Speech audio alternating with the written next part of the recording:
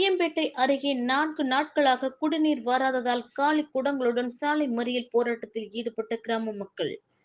தஞ்சாவூர் மாவட்டம் ஐயம்பேட்டை அருகே பசுபதி கோவில், சவேரியார் மற்றும் அந்தோணியார் கோவில் தெருவில் சுமார் 400க்கும் மேற்பட்ட குடும்பங்கள் வசித்து வரும் நிலையில், மோட்டார் பழுது காரணமாக 4 நாட்களாக குடிநீர் வராததால் அப்பகுதி மக்கள் மிகவும் சிரமம் அடைந்து வந்துள்ளனர்.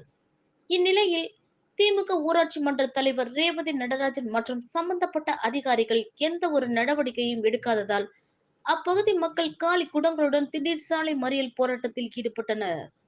இதனால் போக்குவரத்து பாதிப்பு ஏற்பட்டது. தகவல் அறிந்து சம்பவ இடத்திற்கு வந்த வட்டார வளர்ச்சி அலுவலர் சிவக்குமார் மற்றும் அரசு அதிகாரிகள் சாலை மறியலில் ஈடுபட்டவர்களுடன் பேச்சுவார்த்தையில் ஈடுபட்டு இன்று மாலைக்குள் தண்ணீர் வழங்க ஏற்பாடு செய்யப்படும் என தெரிவித்ததை தொடர்ந்து போராட்டக்காரர்கள் கலைந்து சென்றனர்.